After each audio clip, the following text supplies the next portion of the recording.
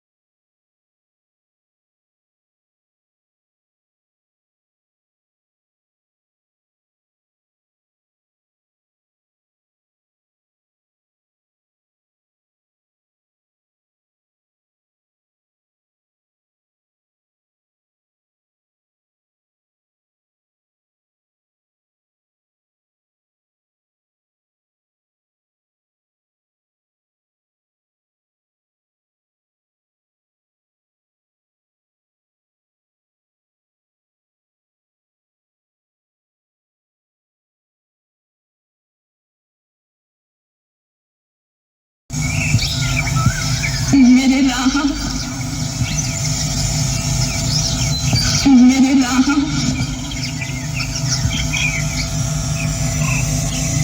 मेरे राम। नहीं नहीं महात्मा, कृपा करके इन फूलों को न रोकिए, कि मैंने अपने राम के लिए बिछाए हैं। अरे पगली, तू नित्य प्रति इस प्रकार मार्ग में फूल बिछाती है जैसे श्री राम आज और अभी आने वाले हैं। ऐसा करते तुझे कितने वर्ष बीत गए? तेरे राम आए भी? अब तक नहीं आए, परंतु आएंगे, अवश्य आएंगे।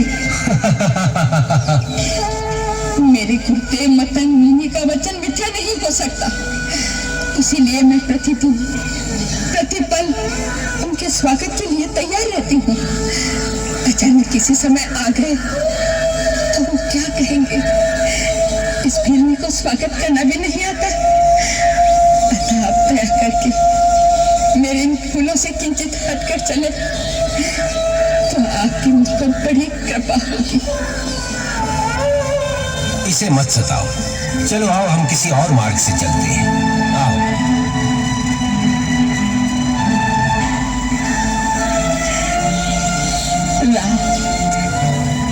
मुझे तो कभी कभी ऐसा लगता है जैसे कि बिल्ली पागल हो गई हो सकता है, परंतु ये भी मत भूलो कि भक्ति और पागलपन में अधिक अंतर नहीं होता।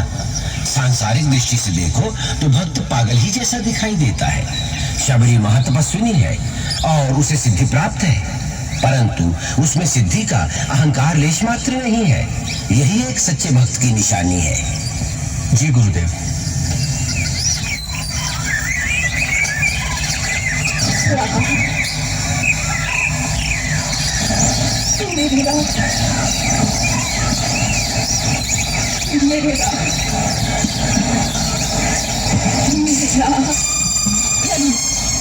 आप आ गए मेरे फूलों में।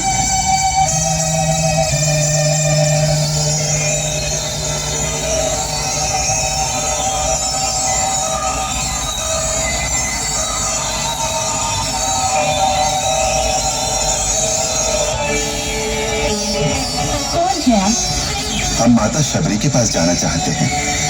आप कृपया हमें इनकी कुटिया तक पहुंचा देंगे। माता शबरी के पास? लेकिन आप हैं कौन? मैं राम और ये मेरा छोटा भाई लक्ष्मण।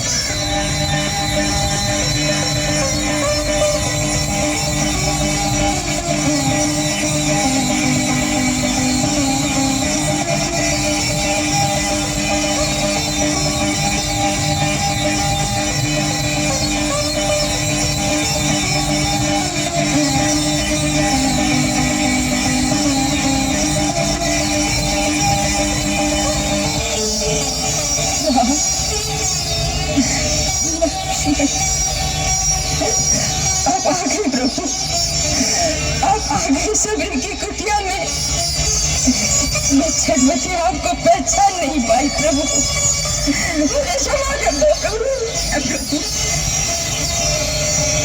प्रभु आप कर देना प्रभु, मैं छठवती आपको पहचान नहीं पाई।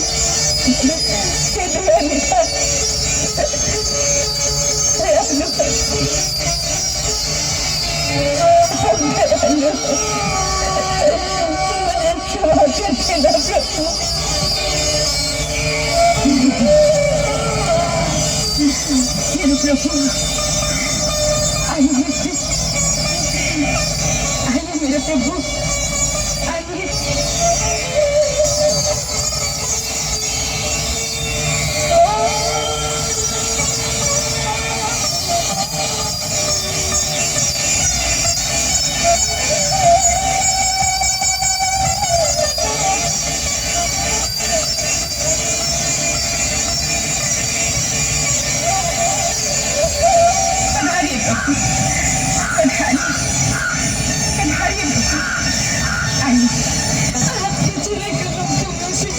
आज मेरी कुटिया पवित्र हो गई।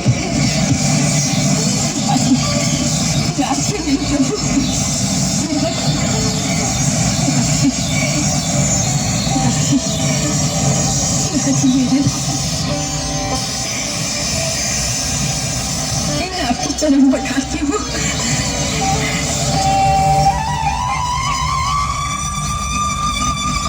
नहीं नहीं माता, अब इसकी कोई आवश्यकता नहीं। तुम्हारे स्नेह भरे अश्रुओं से मैं पहले ही पवित्र हो गया। आपको भूख लगी होगी ना? हाँ, मैं फल लेकर आती हूँ। फल लेकर आती हूँ, अभी लाई। वर्षों से प्रतिदिन आपके लिए मैं मीठे मीठे बेर लेकर आती हूँ प्रभु, वर्षों से। खाइए।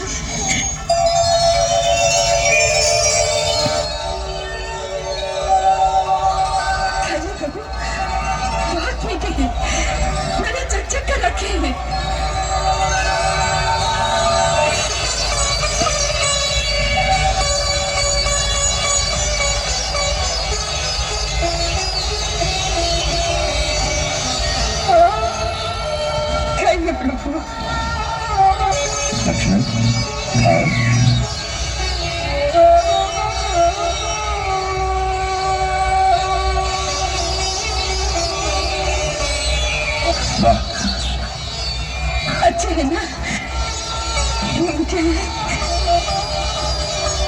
इनकी प्रशंसा के लिए शब्द नहीं है मेरे पास। इतने वर्षों बाद ऐसा लगा जैसे माता कौशल्या अपने हाथ से खिला रही हो। ये सब मेरे परम गुरु महामुनि मतंग की शक्ति का प्रभाव है। उनके तपोबल के प्रभाव से इस मतंग मन में फूल कभी नहीं मुरझाते, फल सदैव ताजे रहते हैं। परम गुरु जहाँ बैठते थे उनके चरणों में वन के सिंह और आश्रम की गाय बकरियां एक साथ पानी पीती थी।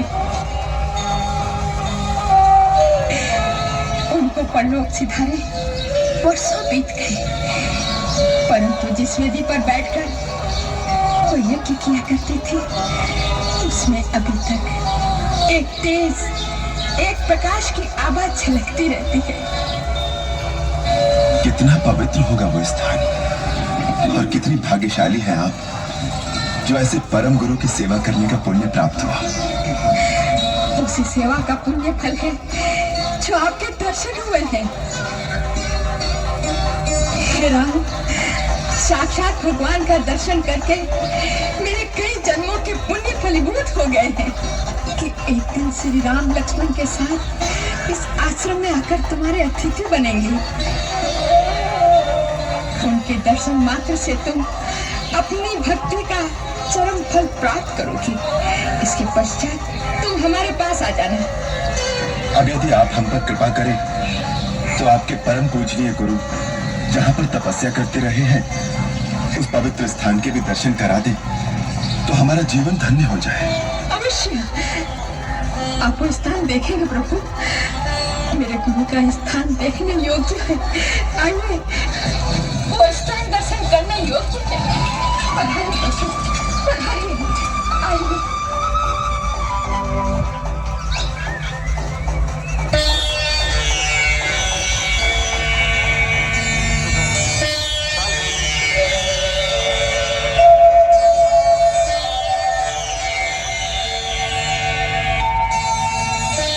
माता, ऐसा लगता है जैसे आपने हमें अपने गुरु के साक्षात दर्शन करा दिए हैं। आपका धन्यवाद शब्दों में नहीं हो सकता। अब हमें जाने की आज्ञा दीजिए। नहीं प्रभु, मेरे गुरु जी का यही आदेश था कि मैं आपके श्री चरणों की सेवा से भक्ति और आपके मुखारबिंद से भक्ति का ज्ञान पाऊं। हे राम, मुझे नीच कुल में उत्पन्न ये शरीर छोड़ने की आज्ञा देने से पहले मुझे भक्ति का ज्ञान प्रदान करो प्रभु। माता, मैंने गुरुजनों से जो नवदा भक्ति की महिमा सुनी है वही अपने हृदय से कहता हूँ। आप भी हृदय से ही धारण कीजिए।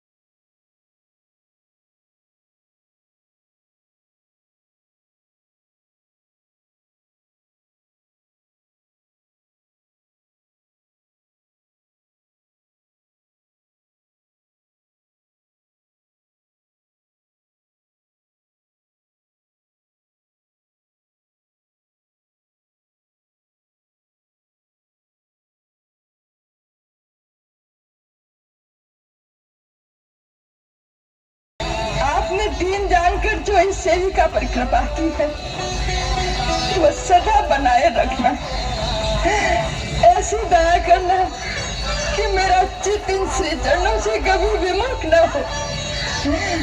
अब मुझे अपने गुरुदेव के पास जाने की आज्ञा दीजिए प्रभु, गुरुदेव के पास जाने की आज्ञा दीजिए प्रभु।